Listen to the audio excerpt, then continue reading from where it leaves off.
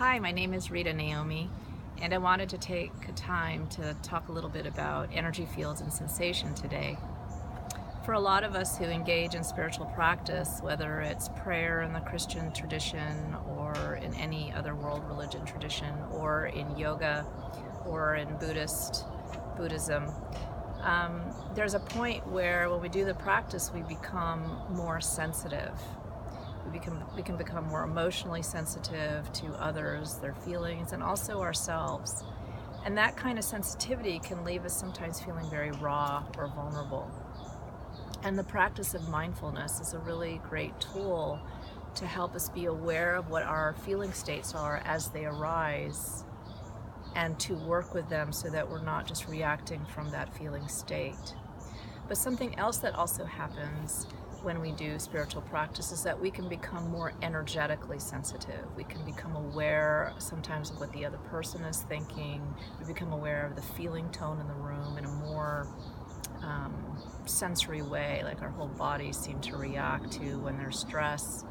And we just become more aware very often of a larger field. And so one of the questions that often arises is, how do I deal with that sensitivity when I am at this point in my practice, especially if I'm an empath? I'm an empathic person. I'm a healer myself. I know a lot of people who are very energetically sensitive.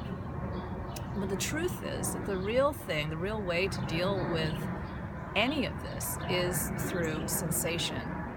But if you are energetically sensitive, it makes sense to not just be able to pay attention to your sensations, so you find a reference point like the hands or the heart, but that you're also paying attention to your breath. So it's not one or the other, because both of them together impact the auric field.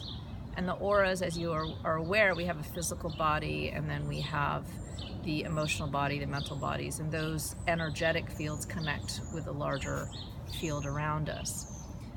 So we can engage, it's a three-step thing. We can engage with mindfulness to watch our mind. We can engage with sensation, because sensation is the gateway between the outer and inner world. And finding one reference sensation, especially when you're feeling overwhelmed. And then to find a breath that works. Very often just a simple diaphragmatic breath, breathing deeply, bringing the air deeply into the body, can help. If you're somebody that suffered trauma,